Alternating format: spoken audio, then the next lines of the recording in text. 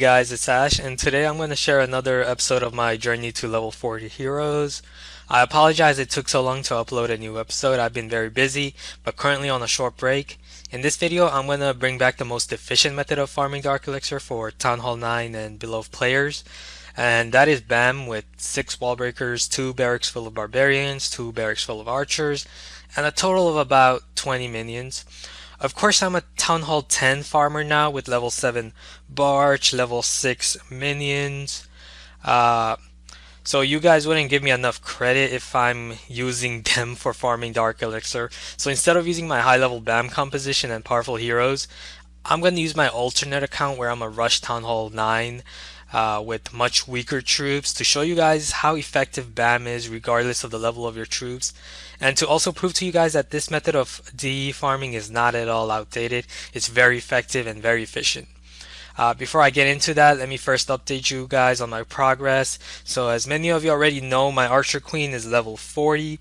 I got her to level 40 a few days ago. My Barbarian King is still level 32.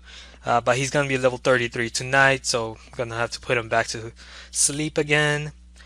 And I've already maxed out my Infernos and most of my all of my offensive upgrades, my camps, factory, lab, everything. My heroic heist is currently over 7.3 million. Also at the moment, I'm maxing both of my dark barracks, as I will be getting into wars soon. And with my powerful heroes, I'll be able to easily wreck bases in wars. Okay, now let me share some of my attacks with BAM. So the first thing I want to state is that I'm a new Town Hall 8 player in this account, so of course I'm rushed. However, I rushed primarily because I wanted a head start on leveling up my Archer Queen, as well as use my elixir on leveling up my walls, as you can upgrade your level 8 walls at Town Hall 8 with elixir. So it's just really a waste of time for any hardcore farmer at Town Hall 8 who usually has his elixir storage full at all times. So yeah, as you guys can see, my troops are really weak for a Town Hall 9 player. My Barbarians are only level 6, my Archers are level 5, my Wall Breakers are only level 3, my Minions are only just still level 1. My heroes are really weak, my King is level 5 and my Queen is level 3. However, I'm going to prove to you that the level of your troops don't carry a lot of significance. Rather, it is how you strategize, how you deploy and time your troops that often translates to how successful you can accomplish your goal. And my goal is, of course, the Dark Elixir. Now, the first thing you need to do in any raid is locate the clan castle and count the tiles to assess whether you can trigger it.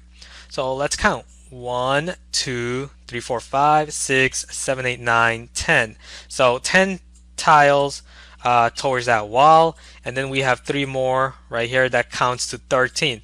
Now, of course, the clan castle has a 12 tile radius, so its radius is right here, and we can't trigger it with barbarians.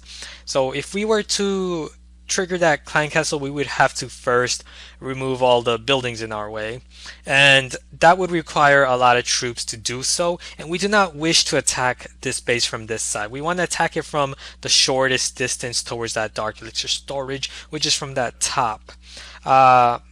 So what I'll do instead is I'll spawn a couple of barbarians on this side, and then I'm gonna send in a wall breaker behind them so that wall breaker can target that wall and at the same time cross that radius of that trigger radius of that clan castle and trigger it to see if there's anything inside of it.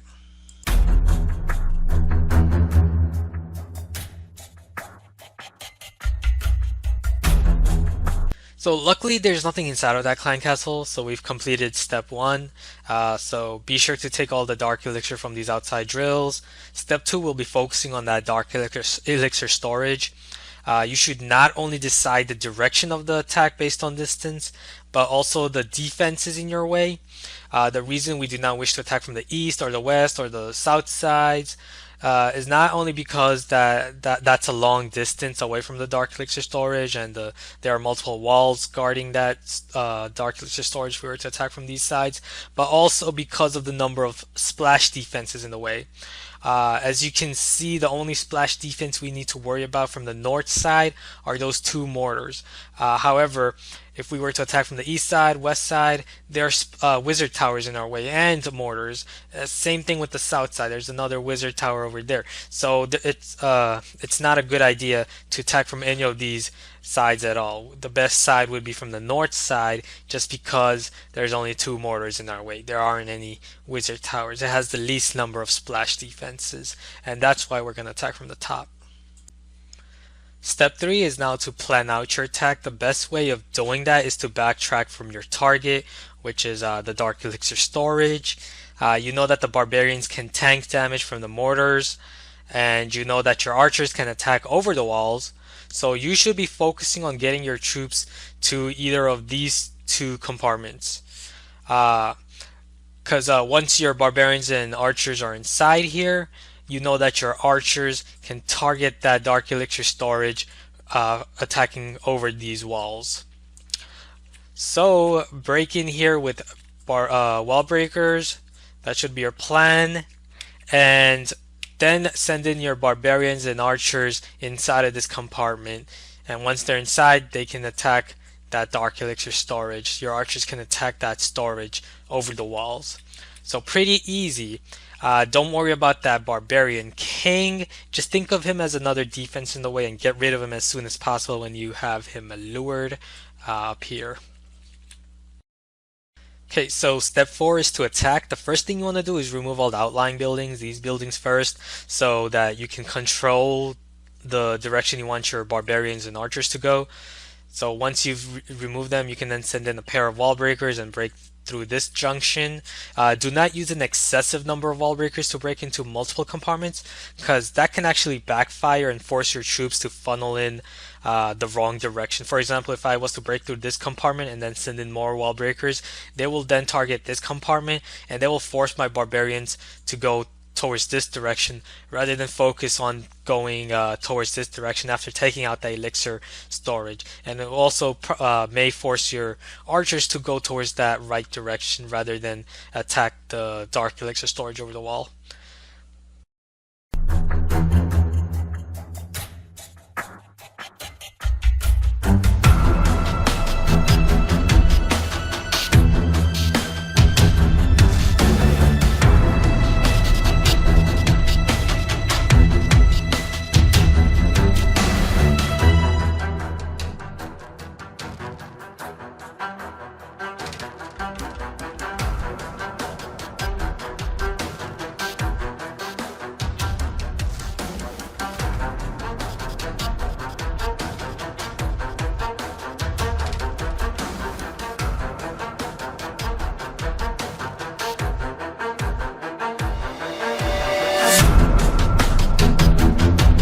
Okay, so now as you can see, I've run out of Barbarians and Archers, but that's why I have minions. The Barbarians and Archers have done their job at clearing out the buildings in the way. Now it's easier to control the direction of my minions flying over the walls. I'm going to spawn a couple of minions first to not only trigger any possible air bombs in the way, but also direct my swarm of minions lastly in the right direction. So for example, right here I'm sending in a few minions to remove this hero altar. Hero altars have really low HP. You just need a few minions to remove that. So once I have that removed, then I can basically create a path for my minions from top to target that dark elixir storage. So basically they're going to target the closest building. So imagine a line across that dark elixir storage. If I send out minions from here, the next building after that altar is gonna be that mortar. That's the closest one. That's the closest building towards the minion there, because they ignore walls. They're gonna fly over them. You don't even have to think about walls when sending out minions. So they're gonna target the next closest structure, which is that mortar. So what do you think? Which building do you think they're going to target next after that mortar? Do you think they're going to target that cannon, or do you think they're going to target that dark elixir storage? Well, this is a really good question because of the direction. It depends on the direction you send your minions. Like if I send in my minions here, from here, if I spawn them here, they're gonna go after that cannon. If my archers, as you can see, they're doing work right here, they're removing that cannon. If they do remove that cannon, and if I send in minions here, they're gonna go after that cannon. And they have a 2-tile range, so you're gonna see the minions right here. And right after that, the next closest building to them is probably that elixir collector right there, or yeah, it's probably going to be that elixir collector. So they're going to go after that elixir collector right after that instead of that dark elixir storage. But I want them to target that dark elixir storage right after I remove that mortar with them. So the best way to do that would be to spawn from this direction right here where I'm spawning my minions, send them in from that direction, and then they're going to go after that mortar, and they're going to be positioned right here.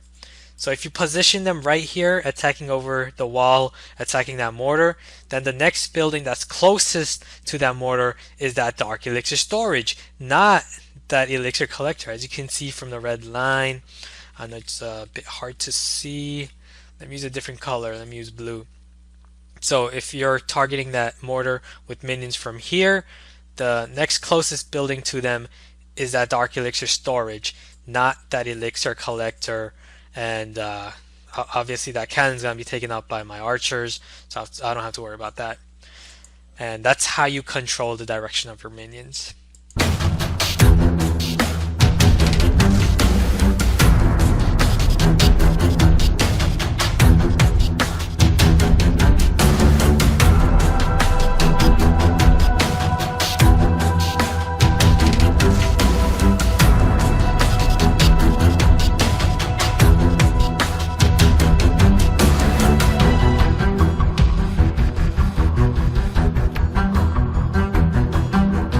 And remember, these are level 1 minions doing work. So as you can see, although the higher level minions are stronger, you can use this method of farming Dark Elixir with any level minions, just because they have that ability to fly over walls.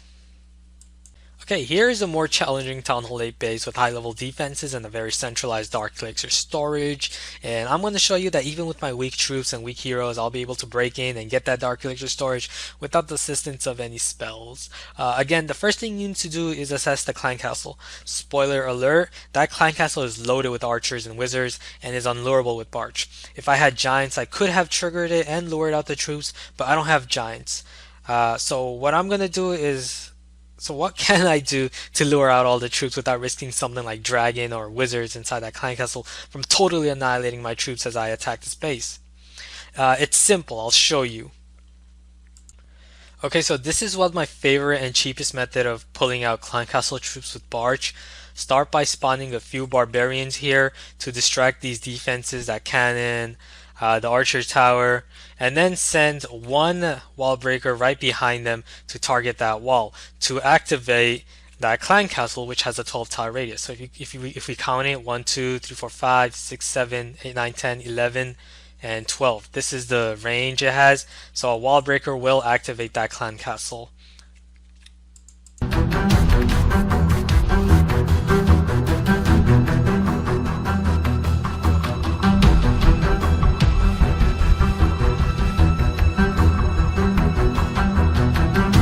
And it looks like there are archers inside that clan castle. Of course, the wall breaker only lured out a few archers. There's most likely more troops inside that clan castle. So how can we lure them all out? Simple. Archers have a 3.5 tile attack range. What this means is that the clan castle archers will attack you from 3.5 tiles away from your troops. Your barbarians are not ranged attackers like archers, so your barbarians will walk over to the archers to kill them. So what I'll do is spawn a few more barbarians on these outside buildings. Once the clan castle archers attack them from 3.5 tiles away, my barbarians will be pulled in by them, meaning my barbarians will ignore the outside buildings and go after the archers. And since the clan castle radius is 12 tiles long, my barbarians will attack the clan castle troops. They will also walk over the trigger radius of the clan castle and pull all the troops out of it for as long as they are alive.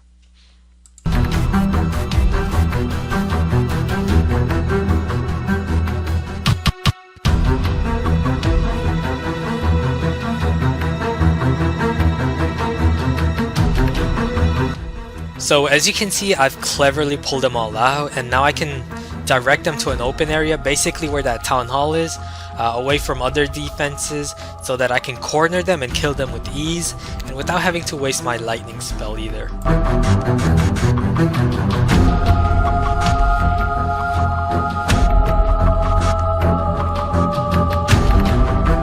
Okay, so I've removed the clan castle troops, which were the biggest threat. The clan castle will always be your #1 threat, so make sure to always have an answer for that.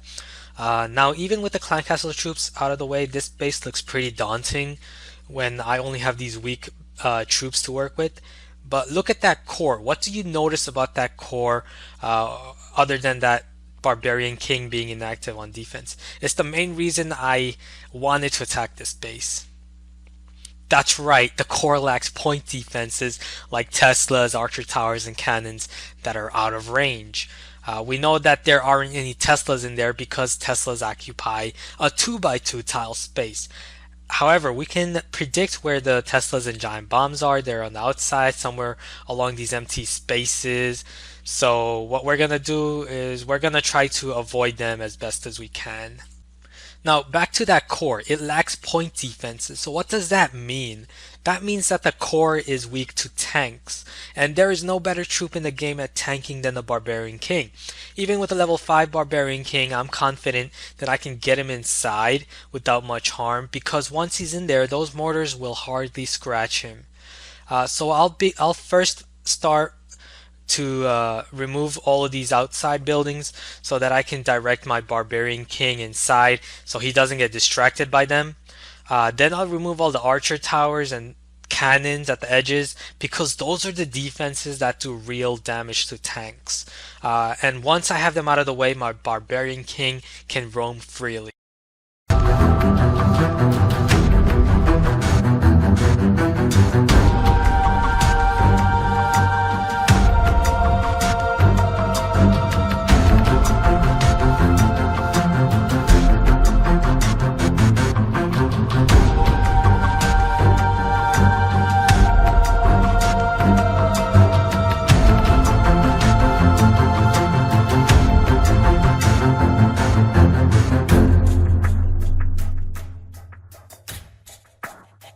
Okay, and now I can send in my Barbarian King because I've removed all the buildings outside. And the closest building from here is that elixir storage, not that air defense, because I haven't broken into this compartment. I avoided that compartment. I broke into this compartment, so that's the closest building in the way behind that wall. Remember, the Barbarian King prioritizes buildings outside the walls first, then he prioritizes the next closest building behind that wall. So you must first make sure to remove all the buildings out of the way for him to accurately target that compartment you wish to break into, which is this one right here. The Archer Queen, on the other hand, likes to target whatever is 5 tiles within her range, regardless if that building is inside the wall or is outside.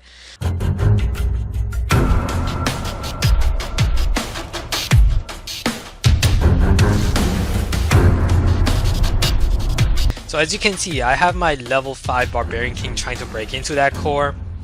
And now as you can see, the defenses around him, which are the mortars, are having a difficult time taking him down.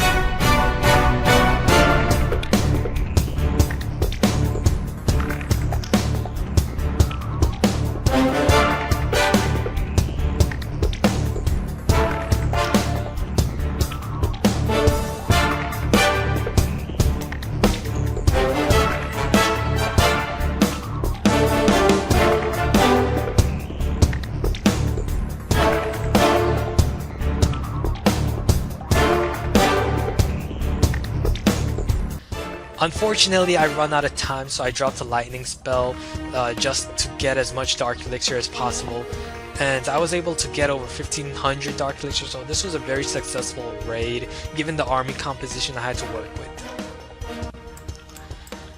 Okay, lastly, I want to share this last raid. using the same method against this Town Hall 9 base. So basically, first remove the outside buildings with your Barbarians and Archers so you can direct them towards the inside so they don't get distracted. And now your main focus after that should be the splash defenses, mainly that mortar and that wizard tower right on the outside. So send in your minions. Minions are excellent for removing wizard towers quickly, because wizard towers can target both air and ground units at the same time.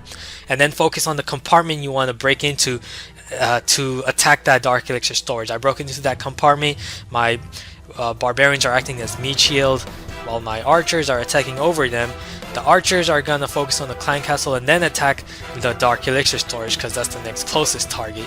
And those barbarians, as you can see, they're all distracting the defenses. So I was able to get all the dark elixir from that storage, and this was quite a successful